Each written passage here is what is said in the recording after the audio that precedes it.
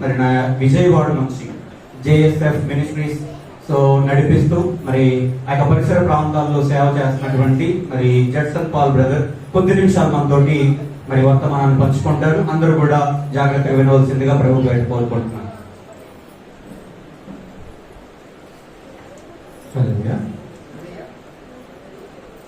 దేవుడు మనకి స్తోత్రం. అలా కళ్ళు వేసుకున్నట్లయితే చిన్న ప్రార్థన చేసుకుంటున్నాం. ప్రతి ఒక్కరికి మెండుగా దయచేసి మీ నామానికి సకల మహిమయు ఘనత ప్రభావములు పొందుకున్నామని యేసు నామములో ప్రార్థన అడుగుతున్నాము తండ్రి, ఆమేన్. మరొకసారి కూడి వచ్చినటువంటి మీ అందరికీ కూడా మన రక్షకుడు ప్రభు యేసుక్రీస్తు వారి పేరిట నా హృదయపూర్వకమైన నిండు వందనాలు. మా పరిచయం మీకు తెలిసినదే కాబట్టి నేను పరిచయం చెప్పాలని ఆశయమే లేదు, కానీ నాకు ఇవ్వబడిన సమయము 30 నిమిషములు కాబట్టి కొద్ది నిమిషములు మీతో దేవుని వాక్యాన్ని పంచుకోవడం నేను ఆశపడుతూ ఉన్నాను. మధ్యాహ్న సమయం మంచిగా బిర్యానీ తిని వచ్చిన వేళ మీ అందరినీ బాడీ ఊపుతూ ఉంటుంది. నిజంగా కత్తి మీద సాము అంటే తిన్న తర్వాత వాక్యం చెప్పడం అనమాట. చెప్పడము అంటే నా ఉద్దేశం ఏంటంటే చెప్పే వ్యక్తి మిమ్మల్ని నిద్రపోకుండా చెప్పడం మంచి కత్తి మీద సాములు అంటున్నాను. ఏదేమైనా మీరందరూ ఆసక్తి కలిగిన వారు కాబట్టి కొద్ది మాటలు దేవుణ్ణి మాటలు మనందరం కూడా ఆలకించడానికి ప్రయత్నం చేద్దాం. అందరం కూడా చాలా జాగ్రత్తగా చదువు వచ్చిన వాళ్ళు బైబిల్ తెరవండి, చదువు రాని వాళ్ళు దయచేసి నన్ను చూసి నా మాటలు ఆలకించండి. మీరు బైబిల్ తిప్పుతూ మీ హృదయాన్ని అడ్డేట్ చేసుకోకుండా మాక్సిమము బైబిల్ చూడకుండానే నా మాటలు వినడానికి ప్రయత్నం చేయండి. 30 నిమిషాలు మిమ్మల్ని బైబిల్ తిప్పిస్తే సగం టైం అయిపోతుంది. కాబట్టి అందరూ కూడా నేను చెప్పే మాటల మీద మీ మనసు ఉంచాలి, నా వైపు చూస్తూ ఉండాలి. పక్క నుండి ఎవరు ఏమన్నా సరే మీరు ఏమి ఆలోచించుకున్నా వినండి జాగ్రత్తగా. అయితే 3 విషయాలు మీతో చెబుతాను. ఆ 3 విషయాలు మీరు చాలా జాగ్రత్తగా గుర్తు పెట్టుకోవాలని ప్రభు పెట్టుకోలుతూ ఉన్నాను. చాలా క్లమ్జీగా ఉంది కూర్చోవడం భాషగా, సరేనా? అందరూ ఓకేనా? మిమ్మల్ని నిద్రపోను, ఎందుకంటే మిమ్మల్ని క్వశ్చన్ అడుగుతాను కాబట్టి ఇబ్బంది ఏం లేదు.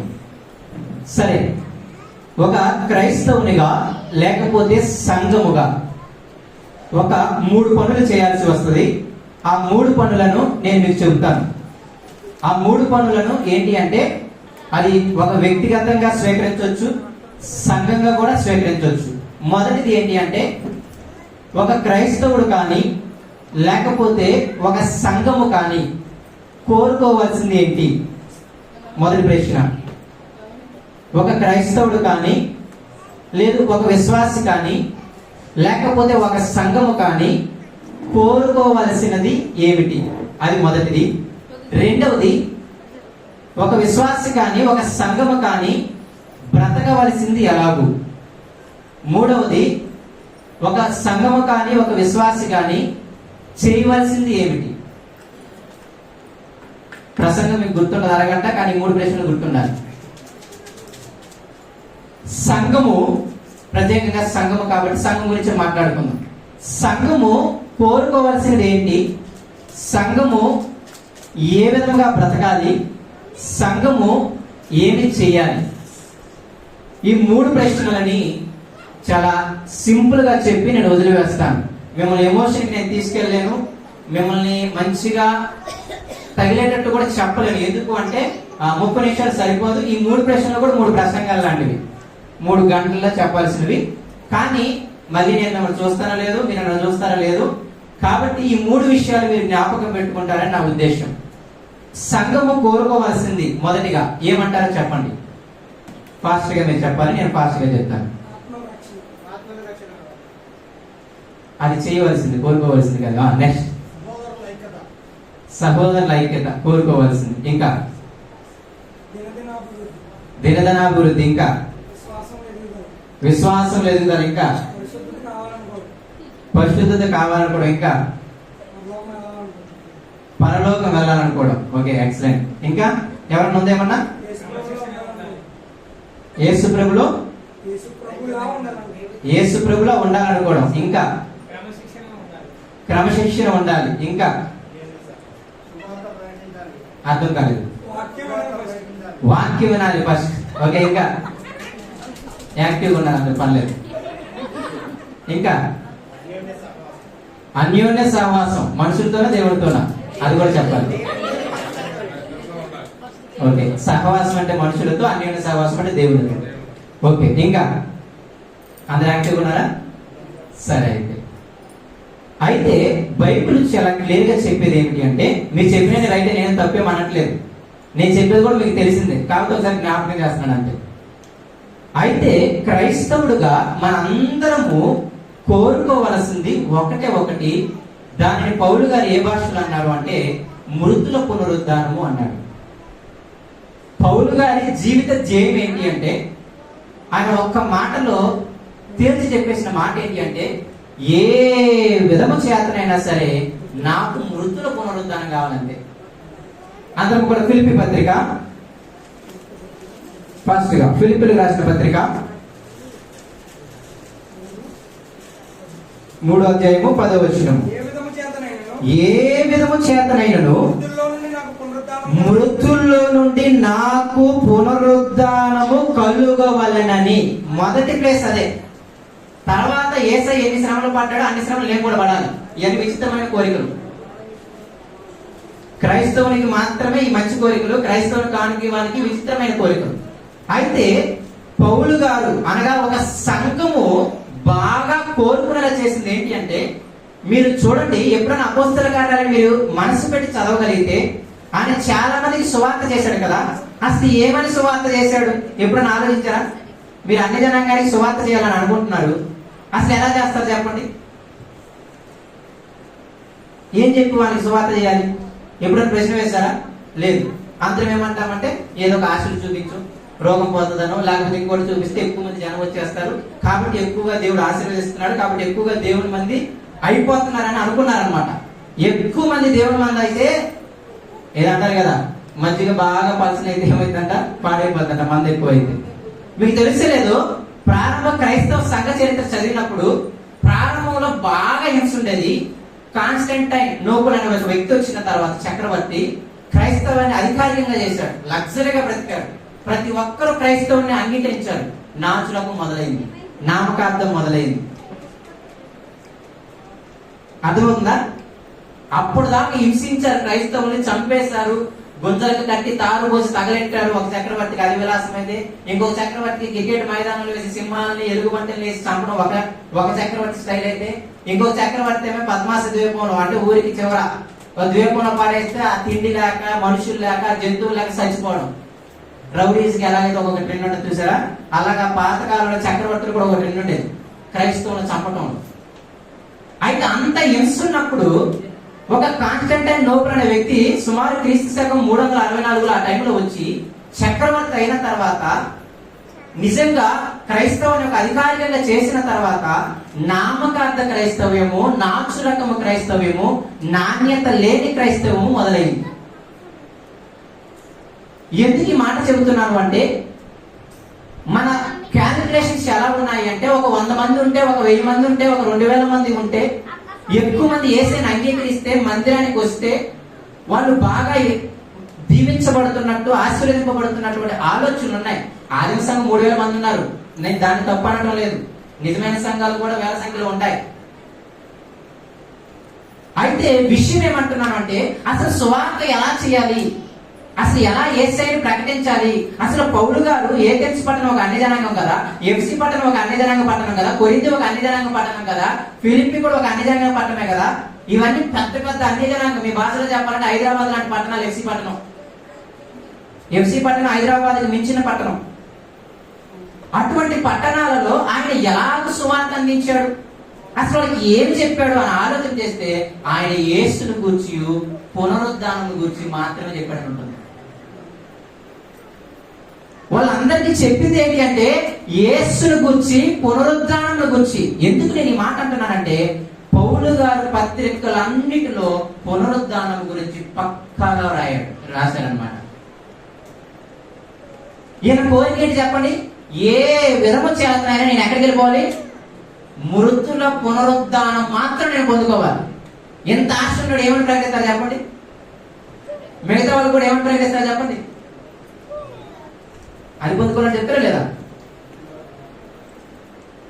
ఒక క్రైస్తవుడు ప్రాముఖ్యంగా సంఘము కోరుకోవాల్సింది ఏంటి అంటే, ఏ విధము చేతనైనా సరే నేను మృతుల పునరుద్ధానము పొందుకోవాలి. అంటే చనిపోయిన తర్వాత నేను బ్రతకాలి, చనిపోయిన తర్వాత నేను యేసుతో జీవించాలి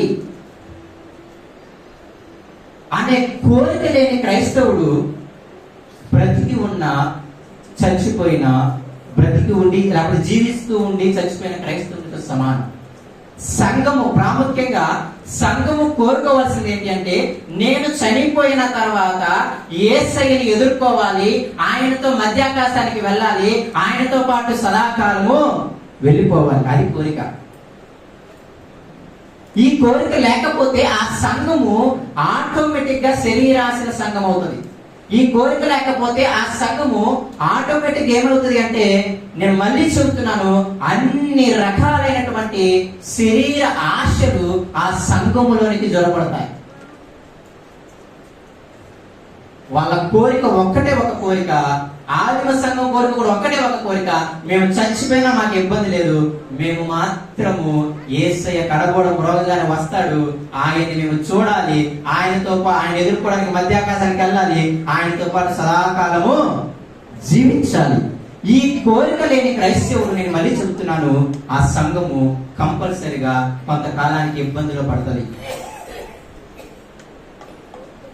కాబట్టి సంఘము, ప్రతి సంఘము కోరుకోవాల్సినది ఏంటి అంటే, మా సంఘము నేను ఏ విధము చేతనైనా సరే, ఎన్ని కష్టాలన్న పని, ఎన్ని శ్రమలన్న పని, ఆకలికి చావని, ఉద్యోగాలకి చావని, శ్రమలకి చావని, గుడ్డలకి చావని, చివరికి చచ్చిపోని మాకు పర్వాలేదే, కానీ మేము మాత్రము యేసయ్యతో పాటు సదాకాలం వెళ్ళిపోవాలి. ఇది ప్రతి సంఘము కోరుకోవాలి. మనం మిగతా వాళ్ళందరినీ కూడా ఇలా కోరుకునేలా తయారు చేయడానికి మనం భూమి మీద ఉన్నాం. అయితే మృతుల పునరుద్ధానం అంటే మీకు అర్థం అవడానికి, చనిపోయిన తర్వాత బ్రతుకుంది, చనిపోయిన తర్వాత బ్రతుకుంది అంటే అదొక విచిత్రంగా ఉంటది. నువ్వేమన్నా చూసొచ్చావా బాబు అని, అవునా కదా, అంటారు లేదా? ఈ ఒక్క ప్రశ్న నేను చెప్పి ముందుకెళ్ళిపోతాను. మృతుల పునరుద్ధానం అంటే చనిపోయిన తర్వాత బ్రతుకుంది. అసలు బ్రతుకుందని ఎవరు చెప్పారు చెప్పండి? నువ్వు నేనేమన్నా చూసి వచ్చానా? మరి చనిపోయిన తర్వాత బ్రతుకుందని ఏంటి మనకు ప్రూఫ్? యేసుక్రీస్తు వారు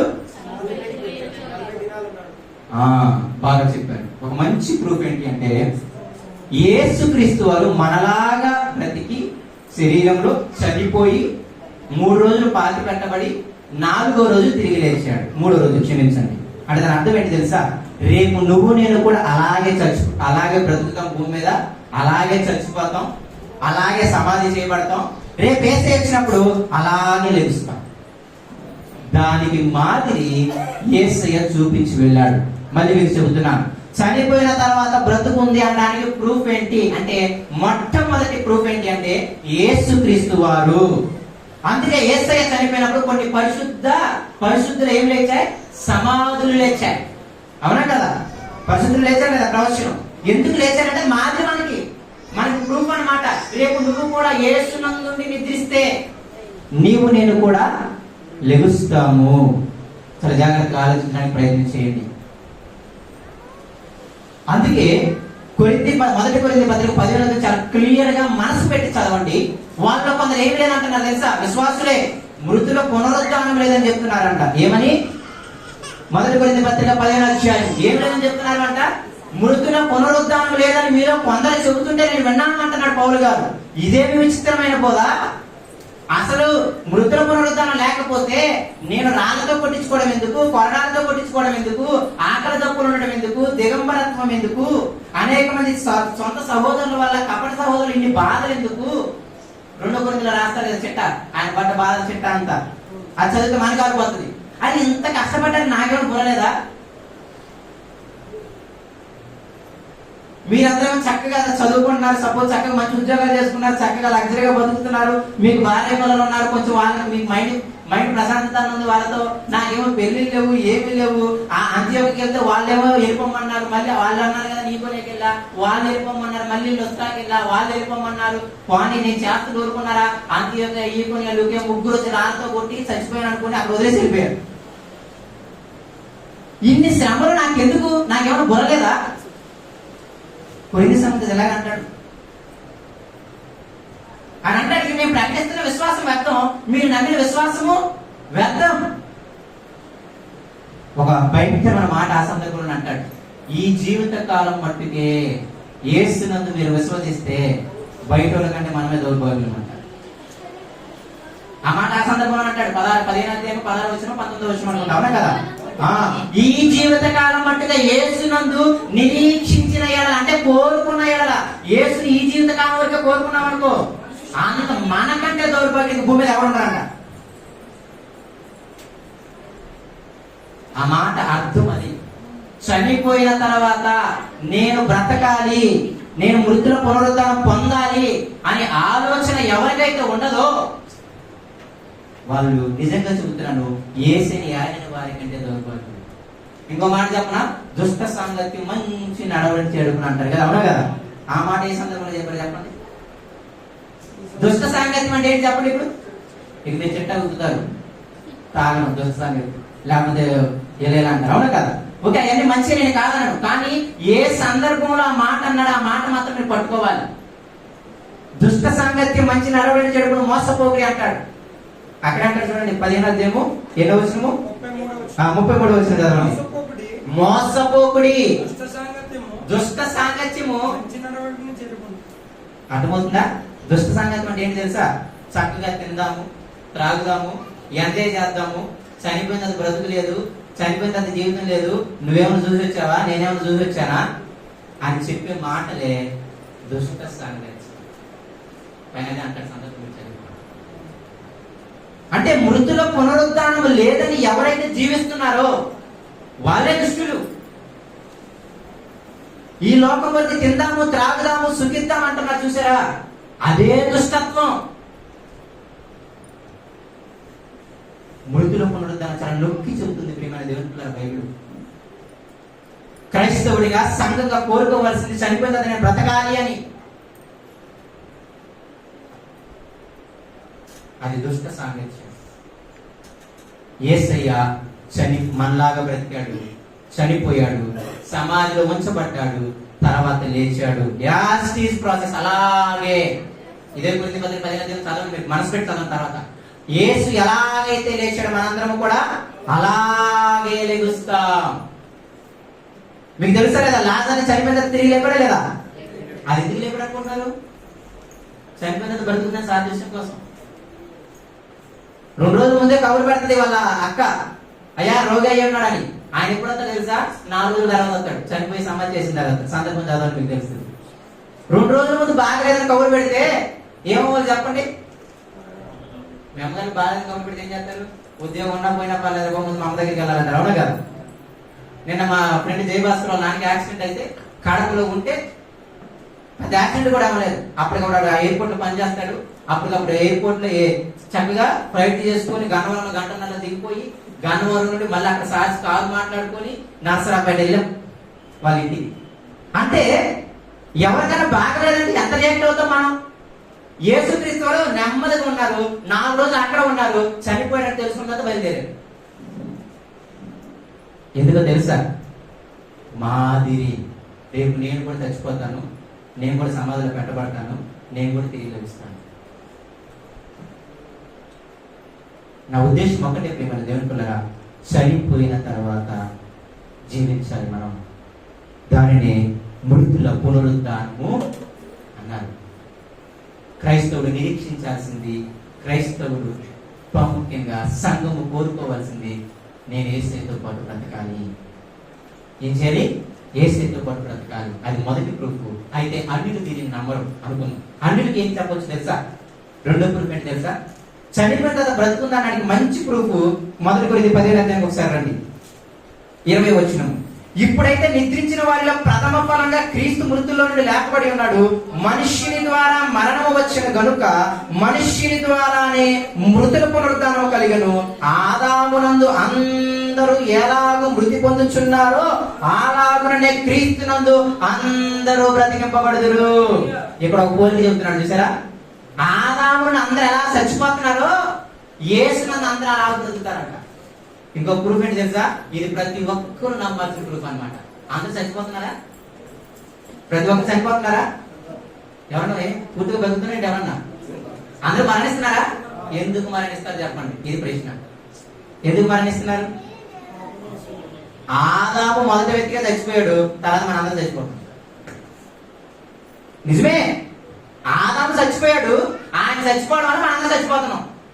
అదే అక్కడ చెప్పిన మాట మళ్ళీ చదవండి కాబట్టి 21 వచ్చిన 22 వచ్చిన ఆదామునందు అందరూ ఎలాగూ మృతి పొందుచున్నారో, అది ఆదామునందు అందరూ మృతి పొందుతున్నాం. ఎలాగో ఆయన చచ్చిపోయాడు కాబట్టి మనం చచ్చిపోతున్నాం. ఆయన చచ్చిపోతే మనం చచ్చిపోవడం కాదు నిజంగానే. మరణం ఎలా వచ్చింది లోకంలోనికి? ఆదాం ద్వారా పాపం కలవసండి, అవునా కదా? ఆదాం ద్వారానే కదా. ఆదాము చనిపోకపోతే మనము చచ్చిపోయేవాళ్ళం కాదు. అయితే ఇప్పుడు మీకు ఒక విషయం చెప్తాను, ఇదంతా పచ్చి నిజమేనా కదా? అందరం చచ్చిపోతున్నాం లేదా? అయితే చచ్చిపోవడానికి మొదటి వ్యక్తి ఎలాగైతే ఆదామో ఆయనలాగా మనందరం ఎలాగ చచ్చిపోతున్నామే, యాస్టీజ్ అలాగే తిరిగి లేవటంలో కూడా మొదటి వ్యక్తి ఎవరంట? యేసుక్రీస్తు వారంట. ప్రథమ ఫలము అన్నాడు అందుకే పైన. అంటే మొదటి వ్యక్తి ఆయనలాగా మనందరం కూడా ఏం చేస్తాం? ఇది రెండో ప్రూఫ్ అన్నమాట. ఆదాం చచ్చిపోయాడు, మనందరం చచ్చిపోతున్నాము.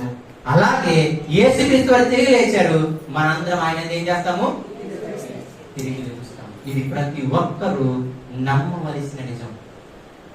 ఇది చాలా, మళ్ళీ చెబుతున్నా, ఇది చాలా కరెక్ట్ అయిన ప్రూఫ్ అన్నమాట. యేసే చెప్పిన ప్రూఫ్ ఇది. అంటే ఆదాము చనిపోయాడు, అందువల్ల మనందరం చచ్చిపోతున్నాము. చనిపోవడంలో మొదటి వ్యక్తి ఎవరు? ఆదాము. తిరిగి లేకపోవడంలో మొదటి వ్యక్తి ఎవరు? అందుకే మొదటి ఆదాము, ఆయన కడప ఆదాము. కాబట్టి నా ఉద్దేశం ఒక్కటే, ప్రేమైన దేవుని పిల్లలారా, సంఘముగా మనందరము కోరుకోవలసింది అనగా నిరీక్షించవలసింది, చనిపోయిన తర్వాత నేను యేసుతో బ్రతకాలి. ఆ కోరిక లేకపోతే భూమి మీద మనము బ్రతకడము వృధా అన్నమాట. చాలా జాగ్రత్తగా మీరు ఆలోచించండి. కాబట్టి ఇది మనం కోరుకోవాలి. పౌలు గారు ఒకటే చేయలేదు, ఏ విధంగా చేతనైనను మృతిలో పునరుద్ధారమైన పొందాలి. మళ్ళీ చెప్తున్నాను, మీకు మళ్ళీ చనిపోయిందని బ్రతుకుందని డౌట్ రాకూడదు. మీరు చచ్చిపోవడమే దానికి ప్రూఫ్. ఆదాము మొదటి వ్యక్తి చచ్చిపోవడానికి, యేసయ్య మొదటి వ్యక్తి తిరిగి లేవటానికి. ఇది ఎప్పుడు కూడా మీ మైండ్ లో ఉంచుకోనండి. సరే, రెండవది ఏంటి అంటే, ఏమన్నాను? బ్రతకాల్సింది. సంఘం ఎలాగూ బ్రతకాలి, అవునా కదా? ఏమి కోరుకోవాలి, ఎలాగూ బ్రతకాలి అంటే సంఘము పరిశుద్ధంగా బ్రతకాలి. అందుకే మొదటి కొరింథీ పత్రికలో చాలా క్లియర్ గా అంటారు. మొదటి వచనం, సంఘం అంటే ఎవరంట? యేసుక్రీస్తు రక్తమునందు పరిశుద్ధపరచబడి పరిశుద్ధులుగా ఉండుటకు పిలువబడిన వారు. మొదటి కొరింథీ పత్రిక 1వ అధ్యాయము 2వ వచనం. సంఘం అంటే డెఫినేషన్ ఇస్తున్నాడు, చాలా జాగ్రత్తగా చూడండి. కొరింథీలోనున్న దేవుని సంఘమునకు అనగా క్రీస్తు యేసునందు పరిశుద్ధపరచబడిన వారై పరిశుద్ధులుగా ఉండుటకు పిలువబడిన వారు. సంఘం అంటే అర్థం ఏంటి తెలుసా? యేసయ్య రక్తములో ఉదయం ఎలాగైతే పాపాలు కడుగుకున్నారో అలా కడుక్కొని తర్వాత జీవితం అంతా కూడా నేను పాపము చేయను అని బ్రతకడానికి ప్రమాణం చేసి వచ్చిన వాళ్ళు అంట అర్థం. యేసుక్రీస్తునందు పరిశుద్ధపరచబడిన వారే తర్వాత ఎలా బ్రతకడానికి వచ్చారంట? పరిశుద్ధులుగా బ్రతకడానికి వచ్చిన వారిని మనమంతా. అర్థమవుతుందా? అంటే ఇప్పుడు ఏ విధంగా బ్రతకాలి మనం? సంఘం ఏ విధంగా బ్రతకాలి? పరిశుద్ధంగా బ్రతకాలి. అయితే ఇప్పుడు ప్రశ్న ఏంటంటే, పరిశుద్ధత అంటే ఇది ప్రశ్న. త్వరగా చెప్పాలి, ఒక నిమిషం మీరు ఫాస్ట్ గా. పరిశుద్ధత అంటే బాగా ఫాస్ట్ అయినా,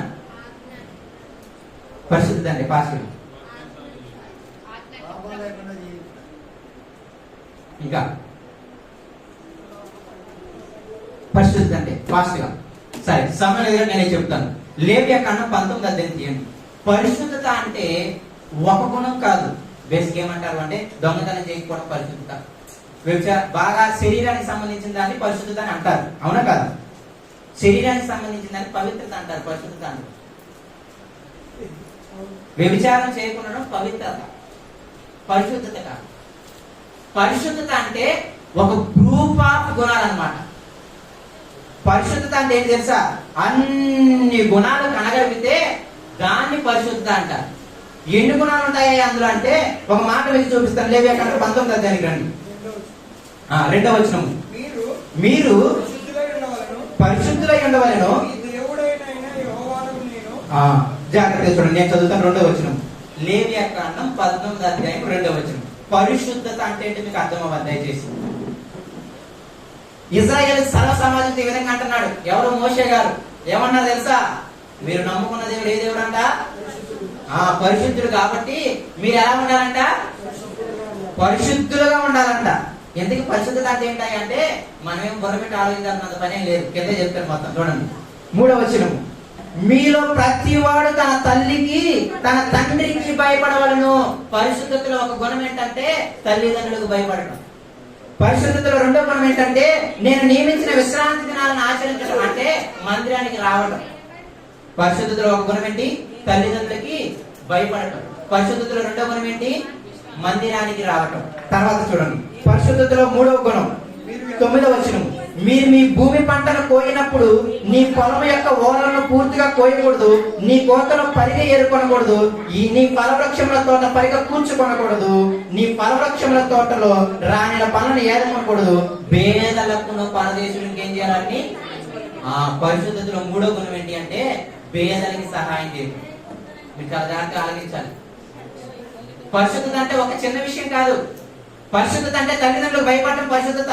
పరిశుద్ధత అంటే ఏంటంటే దేవుడు చెప్పిన విశ్రాంతి అంటే ఏం లేదు, మందిరానికి రావడం చక్కగా కుటుంబంతో కలిసి, అది పరిశుద్ధతలో ఒక గుణం. పరిశుద్ధతలో గుణం ఏంటి అంటే పేదలకు సహాయం చేయటం. కిందకెళ్ళి నిన్నున్నాయి ఇంకా 11వ వచనము, నేను మీ దేవుడైన యెహోవాను, మీరు దొంగిలించకూడదు, బొక్కకూడదు, ఒకరితో ఒకటి అబద్ధం ఆడకూడదు, నా నామం బట్టి అబద్ధ ప్రమాణం చేయకూడదు, నీ దేవుని నామం అపవిత్రపరచకూడదు, నీ పొరుగు వాని హింసింపకూడదు, వాని దోచుకొనకూడదు, కూలి వాని కూలి మరునాటి వరకు నీ వద్ద ఉంచుకొనకూడదు. ఎవరైనా యజమానులు ఉన్నారనుకోండి, వాళ్ళ దగ్గర మీరు ఏం చేయకూడదు, మీ దగ్గర ఉన్న కింద దగ్గర 1000 రూపాయలు ఇస్తానన్నాడు అని చెప్పేసి 1200 తీసుకొని 200 మీరు జోబులు వేసుకుని 1000 రూపాయలు అలా ఇవ్వకూడదు. అర్థమవుతుందా? చాలా మంది మేస్త్రీలు చేసే పని, అవునా కదా? ఏం చేస్తారు చెప్పండి? ఎంతకే మాట్లాడమయ్యా, వాళ్ళు 1000 రూపాయలు లేకపోతే 800 ఇస్తానన్నారు అంటారు. వాళ్ళు 1000 రూపాయలకు మాట్లాడుకుంటారు, 200 ఏం చేస్తారు, వీళ్ళ జోబులు వేసుకుంటారు. తర్వాత కొందరు ఏం చేస్తారు తెలుసా, అమాయకులు అనుకున్నారు, కూలి కూడా ఎవరు తిప్పించుకుంటారు బాగా. ఇది కూడా పరిశుద్ధతలో ఒక గుణం. దొంగిలించకపోవడం, బొంకపోవడం, కూలివాని కూలి సరిగ్గా ఇవ్వటం. ఇంకా కిందకి వెళ్ళండి, 15వ వచనము, అన్యాయం. 14వ వచనం చూడండి, చెవిటి వాడిని తిట్టకూడదు, గుడ్డివాడిని ఎదుట అర్థం వేయకూడదు, నీ దేవునికి భయపడవలను, నేను యెహోవాను, అన్యాయపు తీర్పు తీర్చకూడదు, పేదవాడిని పక్షపాతం చేయకూడదు, గొప్పవాడని అభిమానము చూపకూడదు, న్యాయమును బట్టి నీ పొరుగు వారికి తీర్పు తీర్చవలను, నీ ప్రజల్లో కొండెములాడి ఇంటికి తిరగకూడదు, నీ సహోదరునికి ప్రాణహాని చేయకూడదు, నేను యెహోవాను. నీ హృదయంలో నీ సహోదరుని మీద పగపట్టకూడదు, నీ పొరుగు వాడిని పాపము నీ మీదకి రాకున్నట్టు నీవు తప్పక ఏం చేయాలి, వాడిని గద్దించాలి, కీడుకి ఏం చేయకూడదు, ప్రతి కీడు చేయకూడదు, నీ ప్రజల మీద కోపం ఉంచుకొని నిన్నువని నువ్వేం చేయాలి, నీ పొరుగు వారిని ప్రేమించాలి. తర్వాత 26వ వచనం రండి, 26వ వచనం, రక్తంలో కూడినది ఏది తినకూడదు, శకునములు చూడకూడదు, మంత్రయోగములు చేయకూడదు. తర్వాత మాట 28వ వచనం, చచ్చిన వారి కొరకు మీ దేహమును చీరుకొనకూడదు, పచ్చబొట్లు మీ దేహమునకు పొడిపించుకోకూడదు. తర్వాత 29వ వచనము, మీ దేశము వ్యభిచరింపకయు దుష్కామ ప్రవర్తనతో నిండని ఉన్నట్లు నీ కుమార్తె వ్యభిచారి అవుటకు ఆమెను ఏం చేయకూడదు, వేశ్యగా చేయకూడదు. 31వ వచనము, కన్న పిశాచ గల వారి దగ్గరకు పోకూడదు, సోదగాండ్రకి వెతికి వారి వలన అపవిత్ర కలుగు చేసుకొనకూడదు. తర్వాత 32వ వచనము, తల నెరిసిన వాని ఎదుట లేచి ముసలి వాని ముఖమును గణపరిచి నీ దేవునికి భయపడవలను. పెద్దలు వచ్చినప్పుడు గౌరవించాలి. ఇలా మీరు ఈ అధ్యాయం అంతా చదువుకోగలండి, అది పరిశుద్ధత అంటే. అర్థమవుతుంది మీకు? పరిశుద్ధత అంటే ఒక్క విషయం కాదు, చాలా జాగ్రత్తగా గుర్తుపెట్టుకోండి. పరిశుద్ధత అంటే మొత్తం ఉంది. ఇవన్నీ కలిసి బ్రతికితే మనల్ని ఏమంటారు అంటే పరిశుద్ధులు అంటారు. కాబట్టి దయచేసి మనం ఇన్ని క్యారెక్టర్స్ కలిగి బ్రతకాలి. సంఘాన్ని ఏమంటాడు అంటే అన్ని చూపించాలి ఒక మాట, దేవుని మందిరము అనగా జీవము గల దేవుని సంఘములో జనులు ఎలాగూ ప్రవర్తించాలో వాళ్ళకు చెప్పు తిమోతి అంటాడు అనమాట. ఎలా ప్రవర్తించాలయ్యా? పురుషులు చక్కగా చేతులెత్తి ప్రార్థన చేయాలి, స్త్రీలు జడలు కూడా అంటే వ్యాపారాలు కూడా అనమాట. ఇంకా ఏం చేయాలా? మరి మందిరంలో ఉంటారు కదా అంటే మందిరంలో పరిచారకులు ఉంటారు కదా, వాళ్ళు మాన్యత కలిగి మితానుభవం కలిగి ఇలా ఉండాలి ఇలా ఉండాలి ఇలా ఉండాలని చెప్పుకుంటూ వస్తారు. పరిచయం చేసే స్త్రీలు అలా ఉండాలని చెప్తాడు, పరిచయం చేసే పురుషులు అలా ఉండాలని చెప్తాడు. ఆ కనెక్షన్ లో ఈ మాట అంటాడు. ఏమంట తెలుసా? దేవుని సంఘము అనగా జీవము గల దేవుని మందిరములో జనుడు ఎలాగ ప్రవర్తించమని నీకు రాసినట్టు అంటారు. అంటే పురుషులు ఎలా ఉంటారు, స్త్రీలు ఎలా ఉంటారు. మాన్యత అంటే అర్థం ఏంటో తెలుసా? మాన్యత అంటే ఏంటి? ఎదుటి వ్యక్తిని చూడగానే గౌరవించాలంట, అలా ఉండాలి మన క్యారెక్టర్. మాన్యత అంటే ఎదుటి వ్యక్తి నీకు గౌరవం ఇవ్వాలంట, నేను చూడగానే గౌరవం ఇవ్వాలంట, దాన్ని మాన్యత అంటారు. మితానుభవం అంటే అర్థం ఏంటి? అన్నిటిలో మితంగా బ్రతకడం. క్యారెక్టర్ ఇస్ చాలా ఇంపార్టెంట్. కోరుకోవాల్సిన మృతులు పునరుద్ధానం, అది పొందుకోవాలంటే బతకాల్సిన పరిస్థితులుగా. చివరిగా ఏంటి అంటే చేయవలసింది ఏంటంటే సువార్త. ఏంటిది? సువార్త. పౌలు గారు నన్ను నియమించుకుంది సువార్త కోసం. పౌలు ఎంత కృతజ్ఞుడు అంటే ఒక మాట నాకు చాలా ఆశ్చర్యం కలిగిస్తుంది. నేను సువార్త చేయడానికి యోగ్యునని దేవుడు నన్ను ఎంచుకున్నాడు అంటే దర్శనే దేవుడు. ఆ నమ్మకము ఆయన్ని నిజంగా ఏమైందంటే ఆయన మనసు కలిసి వేసింది. ఇంత దోసుకుని ఇంత దుర్మార్గుని నన్ను దేవుడు కనుక వాడుకోవడం ఏంటి, నేను మీకు మాదిరిగా ఉండేలాగా వాడుకోవడం ఏంటి దేవుడు నన్ను. ఆయనకు ఆశ్చర్యం అయిపోయింది. అది నేను మీకు మాదిరా, ఇంతమంది వ్యక్తులకి నేను మాదిరిగా ఉన్నానా, ఇంత గొప్ప పని నాకు దేవుడే నేను యోగ్యని అప్పగించాడయ్యా. కాబట్టి నా మీద వచ్చిన నమ్మకం నేను ఏం చేయకూడదు, పాడు చేసుకోకూడదని ఆ యొక్క ప్రేమతో ఆయన సువార్తని చచ్చిపోయినంత వరకు ప్రకటించాడు. మనం తెలుస్తున్నాడు. ఆయన అంటారు సువార్త ఒక మాట అంటారు రోమపత్రికలో, ఎంత మంచి మాట తెలుసా? నేను ఈ ప్రపంచానికి రుణస్తున్నట్ట. ఈ మాట మీరు బాగా గుర్తుపెట్టుకోండి. మనందరం ఈ ప్రపంచానికి ఎవరు? రోమపత్రిక 1:16 అక్కడ ఉంటుంది చూడండి. నేను ఈ ప్రపంచానికి రుణస్తుని. ఏ విషయంలోనూ? యేసయ్యని ఏరే వ్యక్తికి పరిచయం చేయడంలో నువ్వు నేను అప్పుకున్నామంట ప్రపంచాన్ని. ఈ మాట చాలా జీవితం గుర్తుపెట్టుకోండి. మనందరము ఈ ప్రపంచానికి అప్పుకున్నాం. ఈ భూమి మీద ఉన్న ప్రతి వ్యక్తికి అప్పుకున్నాం. ఏ విషయంలో తెలుసా? ఆ వ్యక్తికి యేసయ్యని పరిచయం చేయడం అనే విషయంలో. ఆ మాట చదివిన ఆశ్చర్యం అనిపించింది. నేను రుణస్తున్నయ్యా ఈ ప్రపంచానికి. దయచేసి యేసయ్య శిలువ త్యాగం మీకు నిజంగా మదిలో ఉంటే మీరు కృతజ్ఞత ఎలా చూపిస్తారు తెలుసా? ఈ ప్రపంచానికి సువార్త చేసి. దేవుడు నిన్ను నన్ను నమ్మాడు. ప్రేమ దేవుడు నిన్ను నన్ను నమ్మాడు, అందుకే ఇక్కడ ఇలా ఉండగలిగాం. లేకపోతే మనం కూడా అన్నిలాగా స్వార్థాలతో కుళ్ళు కుతంత్రాలతో సమాధానం లేక శాంతి లేక భర్తలు భార్యలు కొట్టుకుంటూ అబ్బో అదంతా నేను చెప్పాల్సిన అవసరం లేదు. ఏం పూర్తికాలమని చెప్పండి. మనం నిన్ను నన్ను ఇక్కడ కూర్చోబెట్టడానికి నా పదజాలం తప్పు అర్థం చేసుకోవద్దు. కానీ ఏం మంచి అని చెప్పండి. ఉదయం అన్నీ ప్రార్థన చేశాను చూసారా? ఏ మంచి, ఏ నీతి, ఏ న్యాయం, ఏది లేని వాళ్ళం మనం. నీ బంధువుల కంటే మనం ఏమైనా నీతి మంత్రులమా?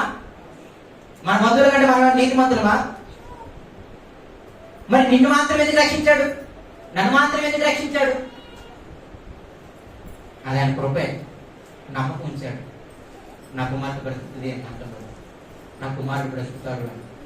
కాబట్టి దయచేసి సంఘము చేయవలసిన సువార్త. దేవుడు నీ మీద నమ్మకం ఉంచాడు. నీ మీద నిజంగా ఆయన ఆ నమ్మకం ఉంచాడు. తెలుపుతున్నారు. కాబట్టి సంఘము కోరుకోవలసిన మృతుల పునరుద్ధానము, చనిపోయిన బ్రతుకుంది అది మాత్రం పక్కాగా గుర్తుపెట్టుకోండి. రెండవది బ్రతకవలసింది పరిశుద్ధులుగా. సంఘము మనమే. ఈ లోకానికి సత్యము స్తంభము. అర్థమేంటి తెలుసా? సత్యము స్తంభం అంటే అర్థమేంటి తెలుసా? భార్య ఎలా ఉండాలి అంటే సంఘం చూసి నేర్చుకోవాలి. భర్త ఎలా ఉండాలి అంటే సంఘంలో చూసి నేర్చుకోవాలి. పిల్లలు ఎలా బ్రతకాలయ్యా? సంఘంలో ఉన్న వాళ్ళని చూసి బయట పిల్లలు నేర్చుకోవాలి. అందుకే సంఘాన్ని ఏమన్నాడు ఆయన? సత్యానికి స్తంభము ఆధారమై ఉందంట. ఈ సందర్భానుసారంగా వాక్యం జరిగితే ఎంత బ్యూటిఫుల్ గా ఉంటారు. మనము సత్యానికి స్తంభం అంటే ప్రేమ తెలుసుకోవాలా. ఒక భార్య ఎలా ఉండాలంటే నిన్ను నన్ను చూసి నేర్చుకోవాలి. భర్త ఎలా ఉండాలి అంటే నిన్ను నన్ను చూసి నేర్చుకోవాలి. పిల్లలు ఎలా ఉండాలి అంటే నిన్ను నన్ను చూసి నేర్చుకోవాలి. తల్లిదండ్రులు ఎలా ఉండాలి అంటే నిన్ను నన్ను చూసి నేర్చుకోవాలి. అలాగే మనము సత్యానికి స్తంభాలు ఉండాలి. దయచేసి ఈ సంఘం అంతా కూడా ఈ 3 విషయాలు దయచేసి చేయండి. పునరుద్ధానాన్ని కోరుకోండి. ఆ పునరుద్ధానం పొందుకోవాలంటే మీరు పరిశుద్ధంగా బ్రతుకుతూ సువార్త చేయాలి. ఈ రెండింటి లింక్ ఉందండి. కాబట్టి ఈ 3 విషయాలు మీరు అందరు జ్ఞాపకం పెట్టుకోవాలని. క్షమించండి, నా సమయం ఎక్కువైంది. దేవుడి చిన్న మనసు దీవించిన కాక.